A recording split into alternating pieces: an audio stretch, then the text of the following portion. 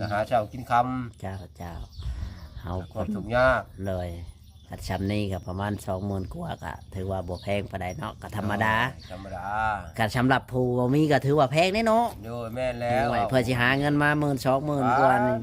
จักเดือนสิได้ฮอด2 จักเดือนจักปีว่าไปผู้บางคนก็หาบ่ได้อีกเลย แม่นเพื่อสิได้เฮือนอยู่ เพื่อสิได้ มันยากไรเฮ็ดเฮือนอยู่กูมื้อน่ะเพื่อสิได้ แม่นเครื่องของก็แพงคือว่า แม่นคือผู้เฒ่าเพิ่นว่า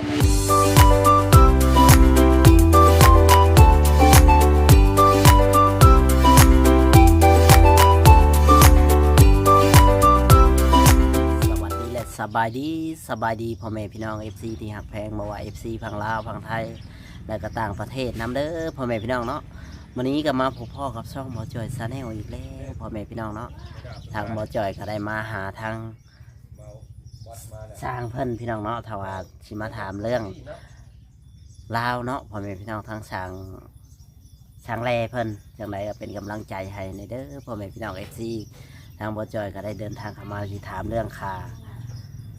เพิ่นว่าถ้าว่าเฮือนหลังหนึ่งนี่เพิ่นสิตีราคาเท่าใดพี่น้องเนาะถ้าเป็นเฮือนไม้ถ้าเป็นเฮือนปูนก็สิราคาเท่าใดเนาะก็สิมาถามสอบถามน้ำกันพี่น้องจังใดก็ไปถามเรื่องสร้างเพิ่นเลยพี่น้องเนาะบ่ศักษาเสียเวลาพี่น้องไปโอเคเนาะพ่อแม่พี่น้องเฮาก็สิมาหาทางสร้างแหล่เพิ่นเลยเนาะโอ้มื้อนี้เพิ่นก็อยู่บ้านสบายดีเด้อสร้างเลยอยู่บ้านบ่มื้อนี้นะโดย โอ้ บ่ได้ไปใช้แต่มื้อน่ะมีแต่เลี้ยงงัว มาเนาะเพราะว่าให้นาตะกร้ากับบ่มีเฮ็ดคือเพิ่นบ่ โดยบ่มีนาตะกร้านี่มีแต่นี่แหละหากินไปวันๆนี่นะแต่ละมื้อ หาเฮ็ดเวียกเฮ็ดงานเอาเนาะ โดยก็มีเวียกก็เฮ็ดเวียกเฮ็ดงานมีงานก็เฮ็ดงานไปดอกไม้หัวมันนี่นะมื้อนี้ก็หาก็มาแต่ไหนหาหน่อไม้ หาหน่อไม้ โดย หน่อไม้ไหลบ่ หน่อไม้นี่แหละหน่อไม้บงนี่แหละ หน่อไม้บงอ๋อตามเครือห้วยนี่ โดย อืม ไปผู้ใดขี่รถไปไกลเติบเลย หา ดูห้วยนะ อ๋อแถวใกล้ๆนี่คือสิบ่ทันคนเนาะ ท่านพ้นเนี่ยมันก็มีนะครับหมู่ไปก่อนแหละโตคนไปซอยแน่ ได้ยอดมันกำลังพ่นบ่หรือว่า โตพ่นโตบอเนี่ยโตขึ้นชูงกับฮักเอา อืม โตพ่นกับมีโตบ่พ่นกับมีโตขึ้นชูงกับมี อืม ไปหาที่ไหนอย่างหน้ามันปีนจับปุ๊บมันคือญาตินำทีมเขาชงคอยความญาติปี ปิงจับอีก ปีนจับนี่โอ้ย เพราะว่ามันฝนตกใหม่เนาะน้ำมันขึ้น น้ำในห้วยเขาว่าปีนี้ต้องวิ่งหลายอะไรที่ใช่ หลายแถวบ้านก็หลายกัน ขอยอมด้วยเขาเรียกชงเขาจนแก้ทีมชงขายาวเขาเบาเลย ผลขันผลตกลิ้นแห้งคัก เฮ้ยโม่ แห้งแบบเหมือนเส้นกระปุ้นนี่ ก็กลัว อั เขา นนี้หยังเจ้า ย่านในอื่น แม่นแล้ว เอาบางอื่นว่านี่ก็กลับเนี่ยพุทธิอากับ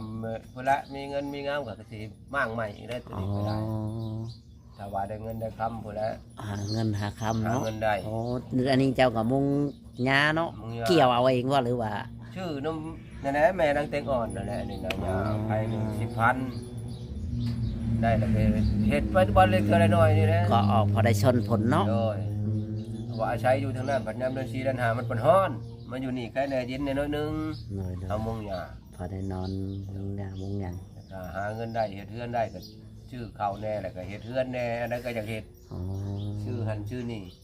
โดย ผิดเกลือเป็นนัว แปลว่าเฮือนนี่เจ้าก็หาเงินคอยมาเห็ดเอาได้เนาะ โดย อ๋อ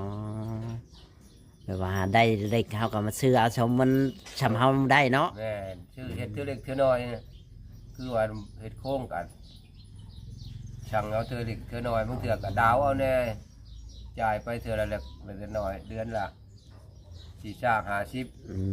ม เฮ็ดได้จะชมบ่มีนี่แล้ว เห็ดชมเฮาบ่มีเนาะชมว่าเฮาเห็ดได้พี่น้อง ก็ว่าคือชาเพิ่นผู้มีเงินมีคำบ่ว้าวแล้วหลังนึงเฮ็ด2-3เดือนก็แล้วนะ แม่น อันนี้มันก็เฮ็ดเพื่อสิได้เดี๋ยวนี้โอ้โหจะตายใครจะว่าเฮ็ดเองใครจะว่าบ่ได้จ้าง อ๋อใครแต่ว่าเจ้าของเป็นแน่เนาะ แม่น คันว่าบ่เป็นนี่จ้างหมู่อย่างเดียวนี่หลาย มันจังสิได้หมื่นนี่เฮ็ดนี่ หมดหลายแล้ว กินบล็อกก็ก้อนหนึงเงิน 5,000แล้วนี่สิเข้า 5,000แล้ว แม่นได้ 4,000 กว่า5,000ตี5,000ใช่มันเล็กๆน้อยๆมันจะ เขามาชงก็ประมาณ 5,000แล้ว แม่ นี่ น ยอมนำดินบล็อกนี่นะเฮ็ อื ด ม ก้อนหนึ่ง5,000ดินบล็อกคู่มือนี่เนาะ โอ้ย เออ แต่คอยเรือนหลังใหญ่หันก้อนหนึ่ง300เดี๋ยวเฮ็ดเรือนหลังมา 300กีบ 300กี่ อืม ยังว่าแพงยัง แม่น ต่อกันอีกกันนะก็ได้ 2,500บ่เอ้ย 2,500 250ว่าไปนะโอ้ ต่อขึ้นมากับพันปลายบานเนี่ยเช็ดยังต่อเฮ็ดไปเท่าเล็กเท่าน้อยนะบางเทื่อกะได้เงินโลกกะผู้ไปเฮ็ดงานอยู่ชาวบ้านกับเพิ่นซอยชื่อหันชื่อนี้ โอ้ คูณเถื่อละชอบช่องชอบ มีบางคนไปทำงานอยู่กรุงเทพนะครับ มีกะลูกสาวนะแม่เพิ่นผู้นี้แหละ อ๋อ กับเพิ่นนั่นแหละ เจ้าอยู่นำกันจะคนในครอบครัวเจ้าหมดทุกคนนี่แปลว่า เก้า 9 คนคันมาเมดนี่ กลับมาเบิด มาเมดเนี่ย ไป บ่ เยี่ย 9 ม ค อยู่ น น้ำลูกน้ำเมียเนี่ย อ๋อเพิ่นแยกกันไป โดยอ แต่ ยู่ ว่า ชาววันกับอยู่น้ำพัวอยู่ชาววันกับผู้หนึง อืม แล้วก็ผู้หนึงไงเด้เพิ่นเจ็บมือแล้วก็นอนน่ะเดี๋ยวยังบ่ได้ไปใช้แล้ว 9 คนก็ถือว่าเข้าในเดือนหนึงนี่ก็ โอ้ชอบหนึงยันบ่พ ชอบหนึงบ่พอแล้ว 50 โลบ่พอเด้อเดือนหนึงเก้าคนใครแต่ว่าเขาแยกไปได้เนี่ยน้ำลูกน้ำพัวเขาแหน่น้ำมอน่ะก็ไปอยู่น้ำเมียบ้านยังค่ำพูดสู่เมียอยู่พูดหมอผู้กกก็ไปกรุงเทพได้30ปลายปีแล้วบ่ได้ยินข่าวเลยเท่านี้นะ บ่ได้โทรมาหาบ่เลยว่า มันบ่จักเลย บ่จักเลยหา 30กว่าปีแล้วจักสิไปหาได้ใช่ แบบว่าเสียไปเลยแบบนั้นน่ะ แม่น อ๋อ จักสิไปอยู่ได้ใช่ไปหมอเบิ่งได้ใช้กับไปลงเลขลงยามลงไปหมอไปยังเปล่าไปเบิ่งกันนะครับเขาเพิ่นว่ายังบ่ตายหักบ่จักทางมา บ่จักทางมา โดย แต่ว่ายังคือเก่าเนาะ แม่นเพิ่นว่าเบิ่งได้ ตะกี้เพิ่นไปแนวไหนตะกี้นะ ไปกับครอบทุกอย่างนี่แหละ เนาะเพิ่นไปมีนายหน้าไปบ่ ได้ เลย หนาไปในบ้านหันบ่ดูตะกี้ว่าเขาอยู่ชะนามชัยเนาะ อ๋อ แล้วเพิ่นไปน้ำหมู่ได้หนาไปได้เข้าเงิน500 เลยเด้อ 500ก็ห้องกรุงเทพตะกี้ โอ้ยแม่นี่นแหละเพื่อสิหา แล้วไปอยากไปเด้อบอกพ่อว่าบ่มีเงินบ่เขามีซีดีว่าซั่นซะ เลยเด้อ ก็เลยขายซีดีหัน500ให้ลูกไป อืม ไปหมู่เพิ่นมาเบิดเพิ่นบ่มา อ๋อ เขาว่าครับถามว่ามันถามมันว่า อยู่ มันบ่ เขตใดนะฮู้จักอยู่บ่บ่อนเพิ่นไปแต่ที่แรกนะ ที่แรกหันอยู่กรุงเทพแต่ว่าบน อยู่กรุงเทพ ก็บ่ได้อยู่ก็ต้องกรุงเทพแล้วก็นอกกรุงเทพแน่เลยทางยังเขาเพิ่นเว้าว่าลงภาคใต้พุ่นนะ อืม จักพี่ชังแหละมันลืมแหละมันดนแหละ ถ้าว่าเพิ่นตาวกลับคืนมานี่เพิ่นก็บ่ฮู้บ่ว่าเจ้าย้ายมาอยู่ ก็สิบ่จื้อกันอีกพอลูก เจ้าย้ายมาอยู่นี่ก็เพิ่นไปตั้งแต่เจ้าอยู่พุ่น ก็ไปตั้งแต่คอยไปทหาร อ๋อ คนไปทหารก็7 ปีเขาออกจากทหารแล้วก็จึงได้มาอยู่นี่ อ๋อจังย้ายมาอยู่นี่ลูกไปก่อนแล้ว ลูกไปก่อนน่ะ อ๋อ เพิ่นไปแต่เพิ่นซิกเพิ่นบวชได้2 เดือน3 เดือนซิกแล้วก็ไปเลย ใช่ โอ้ ครับ มีเงินก็ขายซีดีให้แล้วให้ลูกไปน้ำหมู่เพิ่นมาเบิดถามเขาว่าก็เห็นช่วงนั้นหันโทรหันติดระยะเดือน1 2 เดือนบัดเฮิงเติบบัดได้ปีหนึ่งโทรไปวันนี้เขาว่าบ่มีชื่อกรรมก็เลยบ่ได้ติดต่อเลยเท่านี้นี่ รวมทั้งหมดนี่30 ปี พุ่นแหล้ว อืมถือว่าไปโดนเนาะ คือเบิ่งกับน้องผู้ที่ช่องนี่ก็หมอนี่ก็28 ปีแหละ อืม ผู้ทิศวันน่ะ เลย บัดผู้ไปเอาเมียพุ่นน่ะก็ชาวน่ะน้องคนนี้ก็5 คนแหละ อ๋อแม่นน่ะแล้วแม่นชาวกว่าปี30 กว่าปีแล้ว 30ปลายพุ่นแล้วเขาว่ายัน10 30กว่าพุ่น 30 กว่าได้ คือน้องนี่ก็5 คนนี่ก็ผู้หลานนี่ก็16 17 ปีแหละ เลยโอเคถ้าเอาเขาเรื่องเลยเฮาก็สิมาถามเรื่องเพื่อนชำแมนชำเพื่อนสาวแตงอ่อนนี่จะช่างนี่สิคิดราคาเท่าไหร่ชำเพื่อนสาวแตง ก็ อ่อน เนาะถ้าว่าในหนึ่งก็เนาะแต่ตามคอน้ำพ่อน้ำแม่น้ำเอื้อยน้ำนองเนาะก็ประมาณ20,000 25,000 อ๋อ หลังตีนขึ้นอยู่เนาะ 25,000คันว่ามันลดก็หัดได้อยู่บ่สมมุติว่าเฮาขอนี่พอได้อยู่บ่ ได้ อ๋อ เป็นหยังนี่ว่าเพื่อต่อกัน โอ้ คนขอกันนะ โอ้ เขาก็บ่ได้ว่าเรากินข้าวคำเดียว เพราะว่าเพื่อต่อเนาะอันนี้เนาะ โดย อ๋อเข้าใจแล้วเดี๋ยวเฮาก็สิได้ฮู้ไว้อะนะว่าเพื่อต่อเพื่อหยัง เนาะ คันว่าเป็นเฮือนปูนได้จ้ะ เงินปูนก็ระดับประมาณ 30,000ปลายบ่หรือว่า 30,000ปลายนี่แหละ อ๋ออันนี้ก็เพื่อต่อนำบ่หรือว่า ก็เพื่อต่อนะประมาณ 35,000 เพื่อต่อ จำ เนาะ นั่นแหละเพื่อต่อกันเขาจะว่าก็คำว่าเพิ่นว่าทั้งเพิ่นว่าขอเพิ่นนำเพิ่นเท่านั้นเท่านี้ก็ว่ากัน มาคุยกันอีกทีนึงเนาะ คุยกั แต่ว่ามันพอเฮ็ดก็เฮ็ดเนาะ โดย อืม กับเพิ่นก็เบิ่งลักษณะมันว่าพ่อจ้างหมอชำนั้นชำนี้หั่นนะ อืม เอากับผู้เฮ็ดก็แม่นอยู่ดอก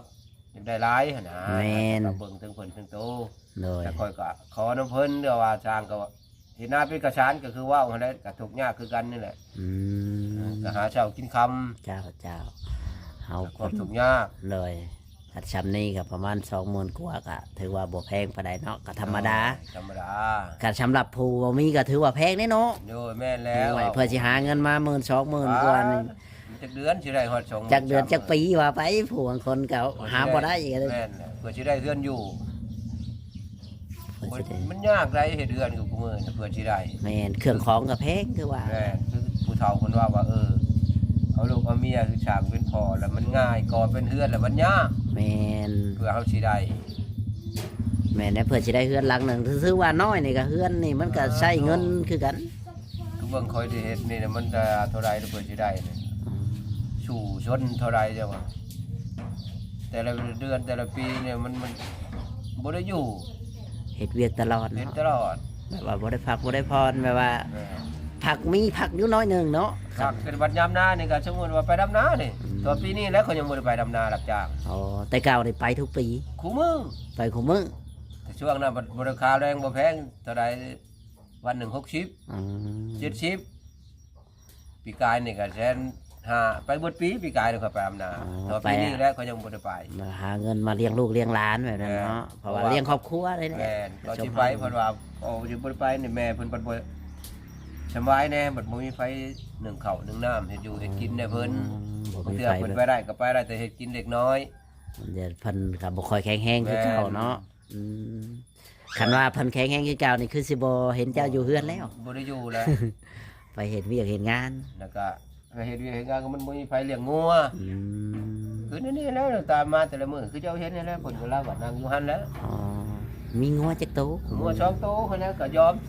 งั ญาว ติชื่อนำ งัวเจ้าเองบ่หรือว่างัวลูกงัวหลาน เองเลยได้บ่แล้วบ่มีลูกมีหลานงัวเขาเองได้ อ๋องัวแบบว่าเจ้าซื้อไว้เลี้ยง แม่นญาติชื่อนี่แล้ว อยากซื้อเพราะว่าหาเงินมาได้ก็มาแบ่งซื้อเขาซื้อ แม่ งัว ชื่อเขาแน่ชื่อเพชรชื่องัวชื่องัวแน่ อ๋อเวลามันจำเป็นเขาสิได้มีของตัวเองเนาะ แม่น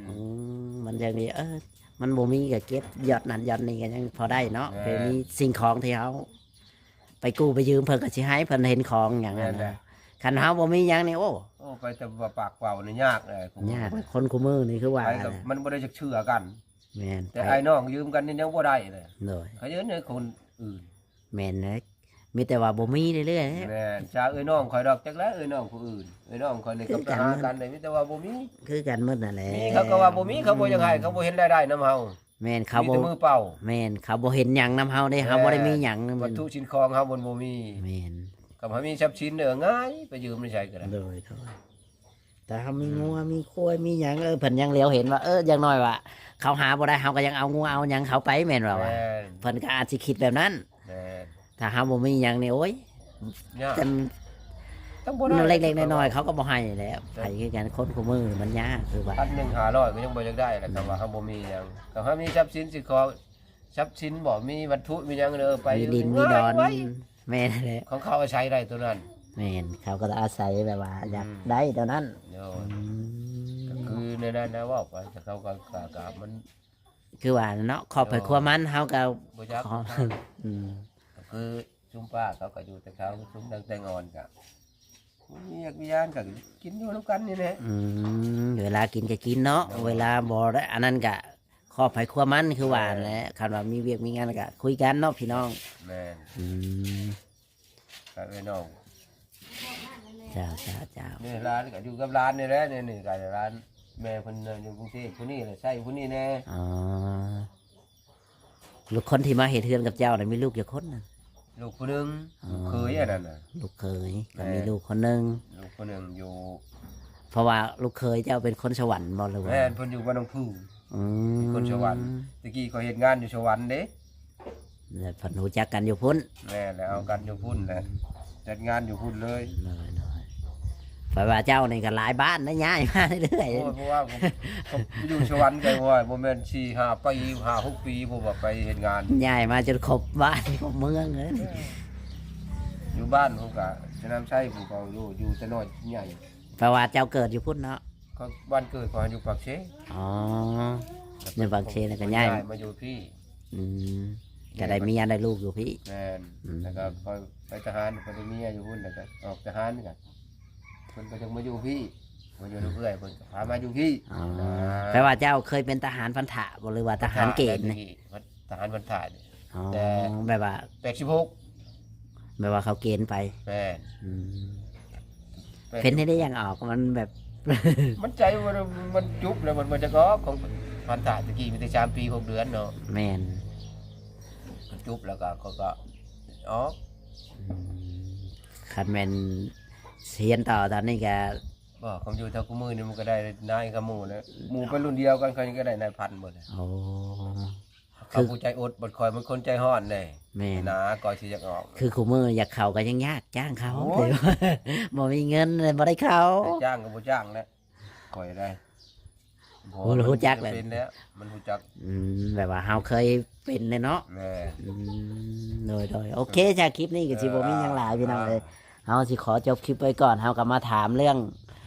ข้อมูลคร่าวๆเนาะ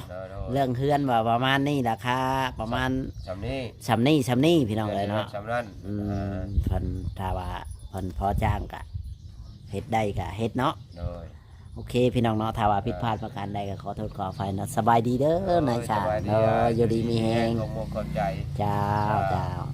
ถึงตัวถึงเลขถึงเบอร์อื่นเนี่ย